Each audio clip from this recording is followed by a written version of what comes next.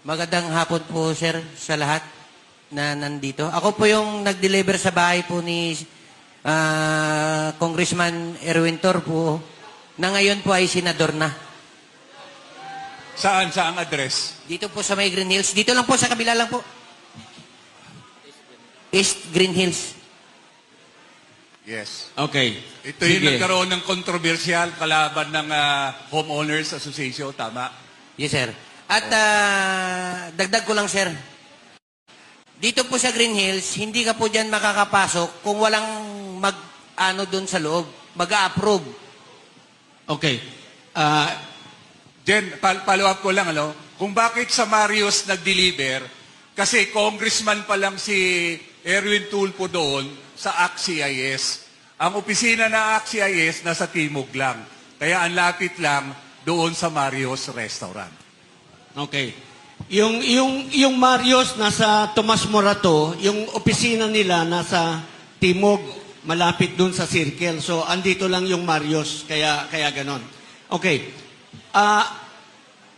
Alam mo ba, kung alam mo, medium size, estimate, mga magkano laman ng maleta na yun?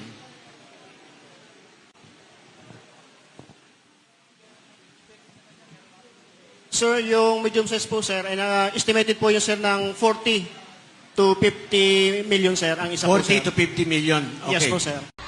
Mula Horizon Homes, BGC, kasama po sa convoy papunta sa convoy ni Saldico bilang security detail at pupunta kami sa bahay ni Senator Francis Chis Escudero sa number 159 Street Corner, Hernade, New Manila. Nagatid kami ng 4 na malita na may iba-ibang sukat.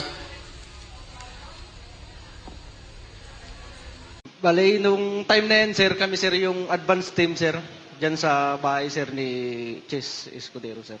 Yung pag-deliver, sir. Ninawin mo, parang nabubulo. Kaninong bahay to? Bale, nung time na yan, sir, kami, sir, yung advance team, sir, sa pag-deliver, sir, sa bahay ni Chis Escudero, sir.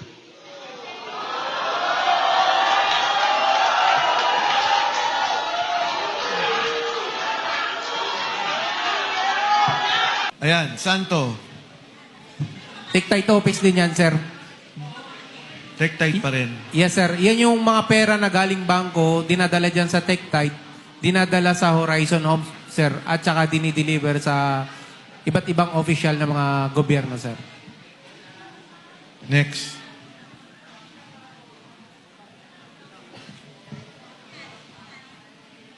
Sir, yan sa building ni Senator Soto.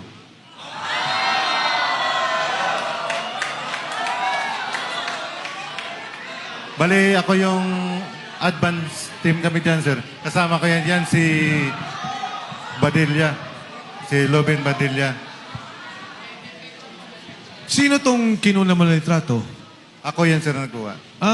Kasi yung nag-advance kami dyan, bali, pinipicturean ko, sinisend ko sa Viber group namin para ma-inform yung tropa na aboard na kami, sir. Next.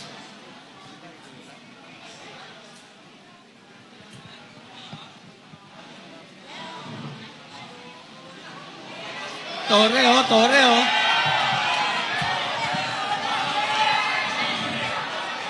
Ito yung sir. Tayo ka, Sarge. Pakinggan po natin, mga kasama. Noong time po na lumabas si Tap Orly po, Gutesa, I think September 20. Teka, Sarge, teka. Quiet lang po para malinaw na marinig natin. Sarge, sige. Go ahead. Ito po yung time na yung lumabas na po si Tap Orly Gutesa, September 25, 2025. Ano po kaming kausapin ni General Torre po para bigyan po ng mga offer po, katulad po nung cellphone po. Ito po yung cellphone na nakuha ko. Tapos binigyan rin po kami ng 50,000 po para kapalit po doon sa affidavit na magpapatunay po na papasinungalingan namin yung mga pahayag po ni Tap Orly Gutesa po. Bale yung 50,000 bayad po sa amin for disturbance fee po na sinasabi nila. Niya po. Yan po yung patunay na pumunta po kami sa Raffles, dun po sa office niya. Sa Raffles... Makati po. Office ni General Torre o ni Saldico? Unit po ni boss, ginagawa niya pong office po. Kasi nandun rin po yung secretary niya po, si Annalisa Gaspar po. Sir. Secretary Nino. Ni General Torre po. So nag-o-office siya sa unit ni Congressman Saldico. No, sir. Parang ginamit lang yan, sir, na pang-establishment namin na kakausapin kami, sir. Diyan kayo nag-set ng meeting. Yes, sir. Yung time kasi na yan, sir, hindi rin namin alam kasi ang akala namin, sila pa ni dating speaker at saka si Boss Aldi. Yung pala, ginagapang na pala, sir. Kaya akala namin, si Boss pang nagpupundo dyan para ma-hold the line kami, sir. Para hindi kayo lumabas. Opo.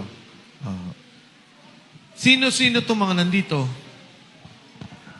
Yung dito po, yung naka-gray po, kasamahan po namin, si Tap Malati po, retired Army, si General Torre po, si Tap Lupian, si Sarge Master Polidario, si Tap Pabiluna, at saka ito po, yung ulo po, si Tap Voluntante po.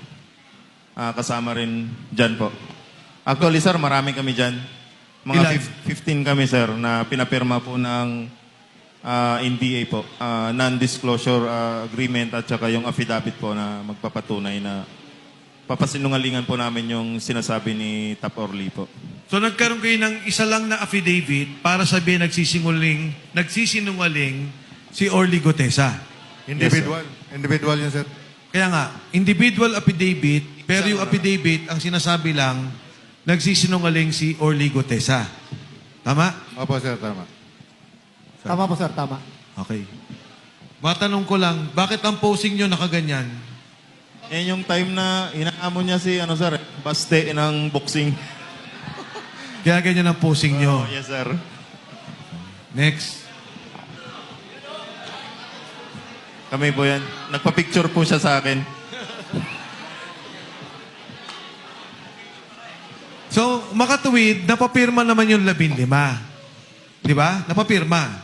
Ang ginawa kasi namin nun, sir, nag-usap kami ng 15. Hindi kami pumirma nung time na yan, sir.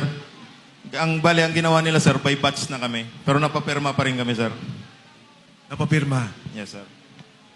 Ano pa ang pinangako sa inyo dyan? Trabaho po. Yun po. Gagawa daw po siya ng security agency. Tapos, yun po. Kapalit po nung mga cellphone at saka yung mga hindi na po kami lalabas. Hindi, mabuti. Katunayan nga, sir, yung ibang tropa nandun sa agency ngayon. Mga 28 mga tropa na nandun ngayon, sir. May 28 kayong kasama nandun sa agency ngayon. Opo, sir. Wala namang pananakot. Yun, kasama. Hindi naman masabing pananakot siguro, sir, kasi parang doon na pinangakuan ng trabaho saka hindi na magsalita. Ganun, sir. Sarge, go ahead.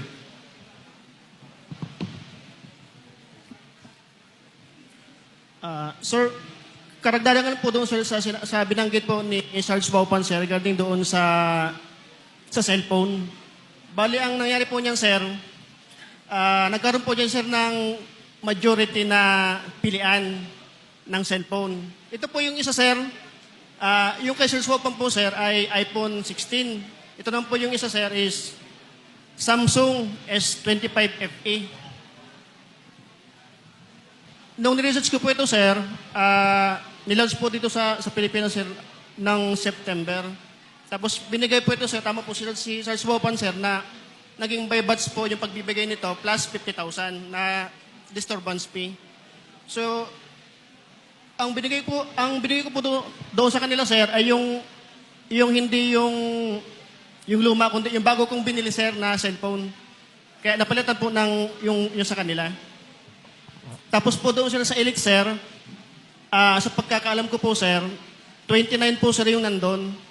Bali, nakapasok po kami doon ni Sir Sinesa, sir, nung December 19 until hanggang March 15, sir. Andun pa po sir yung iba, sir, na mga kasama namin. So tingin nyo kung ipapatawag yung mga kasama ninyo, mapapatotohanan lahat ng sinasabi nyo ngayon? Yes, sir. Basta may pasumpi na, sir.